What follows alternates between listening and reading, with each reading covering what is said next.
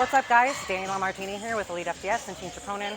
I've got Dave here. We're going to show you how you can make training your rehab. One of the movements that I prescribe often for my clients, and one of the movements that I correct often in Dave's clients, is something as simple as a crossbody cable extension. There are a lot of ways to get very fancy or very simple with this movement, but I want to show you how impactful it can be on shoulder health and shoulder range of motion. So Dave's had a little bit of problems with his right shoulder pressing, especially through prep. He's had a little bit of instability, and he's had a hard time getting the right output that he wants out of the right shoulder, which is kind of limiting his ability to maintain intensity and match reps and or increase weight week to week. So go ahead and line the floor, Dave. I'm just going to check his internal rotation first. And this is because I know Dave's body, so I can do this. So that's what he's got. I'm going to say that's maybe 15 to 20 degrees, aka not a lot, before his shoulder starts to roll up off the floor. The end feel of this, meaning what feels restricted, isn't that his muscles are tight, it's that the joint is running out of motion. And I'm getting a little bit of a capsular restriction here before he starts to really crank into that joint. So I also know, looking at Dave, his sternum really likes to rotate to the left. And he's had some hip issues lately that tell me, basically after a little bit of an assessment, that he has a hard time dissociating his upper body and lower body from rotating. So we can make his upper body training actually helpful for his lower body too. So go ahead and stand up.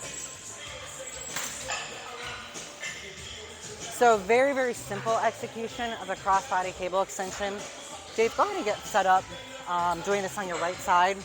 One of the ways that we see people mess this movement up often is by keeping their shoulder really close to them, almost scrunching forward and allowing their elbow to rotate forward in space as they extend.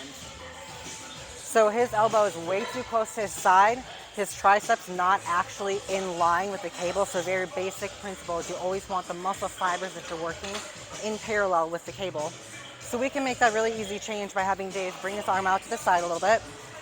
And the other thing I'm really going to cue him into is by making sure that he's got his upper back engaged, shoulder down. Good. Now, he should feel a little bit of upper back here.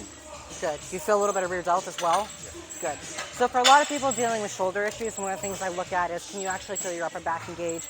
Can you get rear delt working? Can you get mid-trap and low-trap engaged? And can you keep them engaged as you extend the tricep? So as he extends, he's doing a great job. People forget that the tricep actually attaches to the shoulder blade. Just bump out a couple of reps. People forget that the tricep attaches to the shoulder blade. So it's super important that you have your upper back engaged as you're doing this movement. Now he's doing a pretty good job of making sure his shoulder's not rolling forward, but you can see that he's still pretty hypertonic here. He's also really square through his hips, and his sternum is rotating a little bit to the left. So this is where I'm going to get a little bit nerdy with him. Go ahead and let go of the weight. We're going to reduce the weight. I'm going to have you take your left foot slightly behind your right. Good. Nice and relaxed stance. Bend your knees, soft knees. If you had two headlights on your hip bones, turn them slightly to the left. Good. Now, if you had a bat signal right where this Elite FTS signal is, keep your bat signal straight. Good.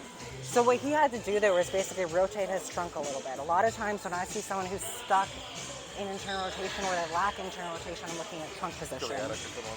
Yeah, he felt his adductor come on, which is great. This is so good. That was organic.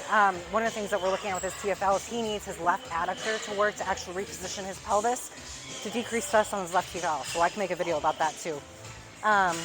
Keep your weight shifted back through the left. Good. Keep this engaged. Good.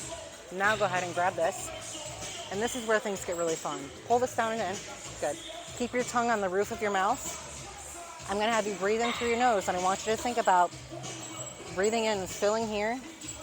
Good. And now extend. Keep that shoulder blade locked in.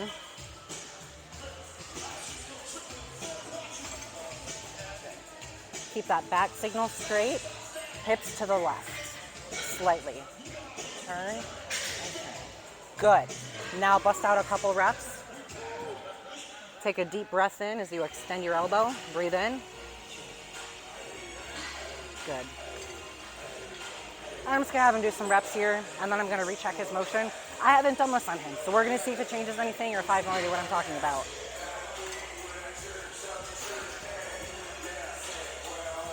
So again, big points here. You can get as simple or as fancy as you want.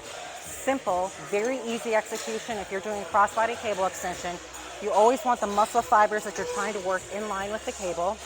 And you want to make sure that you're keeping your elbows still in space and that your elbows in line with your body, not in front of it or slightly behind it. The tricep long head attaches to the shoulder blade, so you have to get your upper back engaged to stabilize that shoulder blade in order to get good tricep work.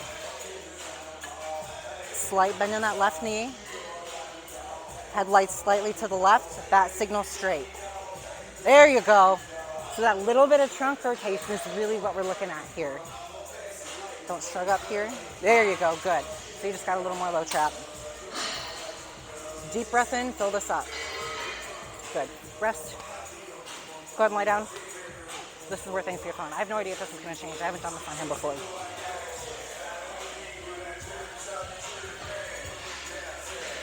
Way, way, way better.